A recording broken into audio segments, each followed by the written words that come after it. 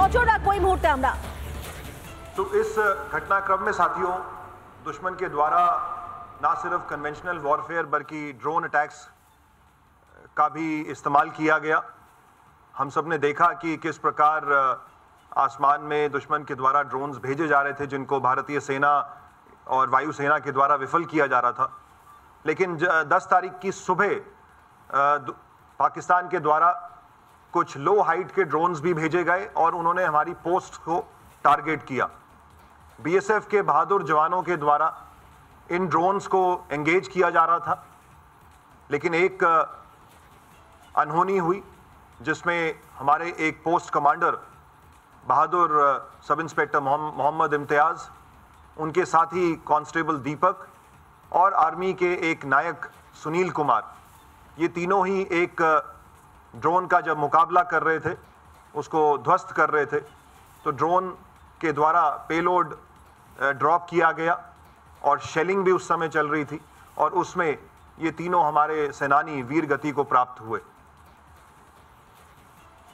लेकिन बीएसएफ ने हौसला नहीं हारा और उस पोस्ट में और उसके आसपास की पोस्ट में हमारे जवानों ने डटकर दुश्मन को जवाब दिया और उसी का ये परिणाम था कि पाकिस्तान में सियालकोट की इस बॉर्डर बेल्ट में दुश्मन को भारी नुकसान पहुंचा है।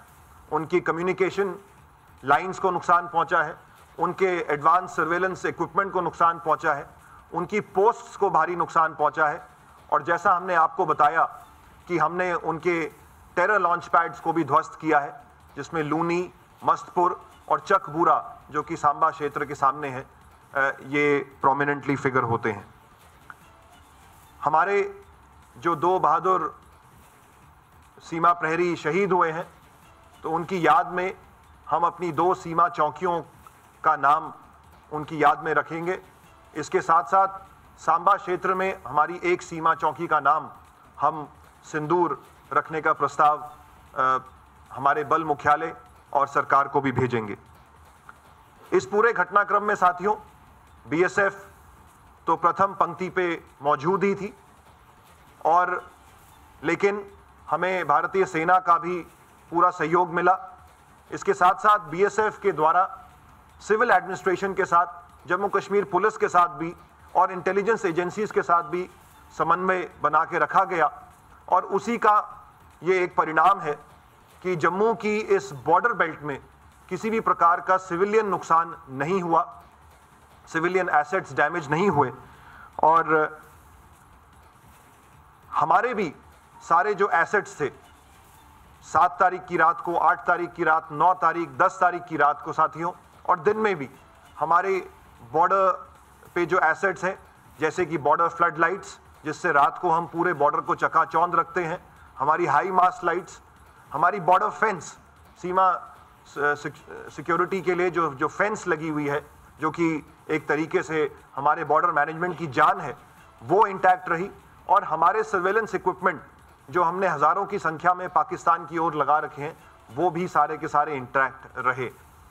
तो कुल मिला के साथियों हमने पाकिस्तान को काफ़ी नुकसान पहुंचाया है और साथ में हमने अपने एसेट्स को भी बचाया है।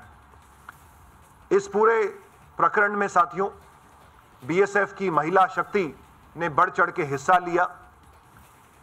हालांकि महिलाओं के पास ये ऑप्शन था कि वो अगर चाहती तो बॉर्डर आउटपोस्ट से रीलोकेट होके पीछे हेडक्वार्टर्स में आ सकती थी, लेकिन हमारी इन बहादुर महिलाओं ने इस बात को चुना कि वो आगे फॉरवर्ड ड्यूटी पोस्ट में रहकर, सीमा चौकियों में रहकर अपने पुरुष कार्मिकों के साथ कंधे से कंधा मिलाकर इस आपदा का सामना करेंगे और उसी का ये परिणाम रहा कि हमारी कुछ बहादुर महिलाओं ने इस प्रकरण में पोस्ट को कमांड किया। असिस्टेंट कमांडेंट नेहा भंडारी हमारे बीच में यहाँ बैठी हुई हैं।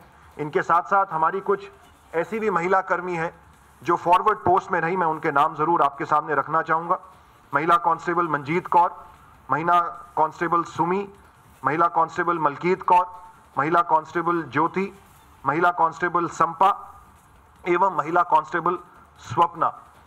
इन सभी महिलाओं ने आगे आईबी के बिल्कुल नज़दीक रह के दुश्मन की पोस्टों के ऊपर फायर खोला है। इसके साथ साथ साथियों, जैसे मैं बता रहा था कि हमारे कुछ ऐसी पोस्ट भी हैं जो कि हमारी तारबंदी से आगे हैं, और वो आगे इसलिए हैं क्योंकि हम अपनी हर एक प्रत्येक इंच की रक्षा करना चाहते हैं। तो ऐसी पोस्ट को कमांड कर रहे थे सब हमारे असिस्टेंट कमांडेंट कुलदीप, जो कि यहाँ प्रेजेंट है, और अभी कुछ क्षणों के बाद ये आपको बताएंगे कि किस प्रकार इन्होंने भी पोस्ट में आगे रहते हुए अपनी कंपनी को कमांड किया और दुश्मन के मंसूबों को विफल किया।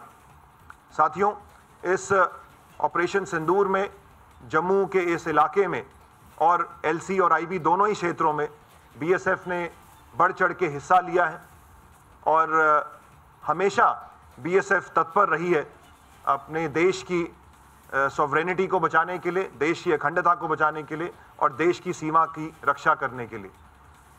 हमारी निगरानी अभी भी चौकस है, क्योंकि इस प्रकार के इनपुट्स हैं कि दुश्मन को जो भारी नुकसान पहुंचा है तो उसका बदला लेने के लिए वो फिर घुसपैठ या उसकी जैसी क्रॉस बॉर्डर फायरिंग जैसी किसी प्लान को वो अंजाम दे सकते हैं। तो बीएसएफ 24 घंटे दिन रात अंतर्राष्ट्रीय सीमा पर बिल्कुल चुस्त है, और हमारा प्रयास है कि आने वाले समय में, और विशेष तौर पे जब अमरनाथ यात्रा का प्रारंभ अगले 3 जुलाई से होने वाला है, तो हर प्रकार की व्यवस्था यहाँ पे बनी रहे और अंतर्राष्ट्रीय सीमा से किसी भी प्रकार का घुसपैठ या कोई भी अप्रिय घटना ना हो। मैं इन शब्दों के साथ अपनी वाणी को विराम देता हूँ और आप सबका धन्यवाद करता हूँ कि आप सबने आज समय निकाला यहाँ आने का। काफ़ी समय से मैं भी चाह रहा था कि आप सबके साथ इंटरेक्शन करूं, तो अब अगर आपके कोई सवाल जवाब है तो हम उनको ज़रूर आंसर करना चाहेंगे। हम एक एक करके उन सवालों को ले सकते हैं। मैं डीआईजी जी से रिक्वेस्ट करूंगा कि वो कृपया इसको कोऑर्डिनेट करें। ठीक है, राइट साइड से प्लीज़। सर, मेरा नाम अंकित है, मैं टीवी 9 को रिप्रेजेंट करता हूँ। ऑपरेशन सिंदूर के बाद हमने देखा कि बीएसएफ ने किस तरीके से कार्रवाई की। मैं 2 सवाल पूछना चाहूँगा। सबसे पहले आईजी सर आपसे, एक स्पेसिफिक कितनी पोस्ट हमने पाकिस्तानी रेंजर्स की तबाह की। दूसरा डीआईजी सुंदरबनी से मैं पूछना चाहूँगा सर, নানা ধরনের কন্টেন্ট দেখার জন্য লাইক করুন, শেয়ার করুন আমাদের ফেসবুক পেজ, সাবস্ক্রাইব করুন আমাদের ইউটিউব চ্যানেল। পাশাপাশি অন্যান্য ব্রেকিং নিউজের জন্য অবশ্যই চোখ রাখুন রিপাবলিক বাংলায়।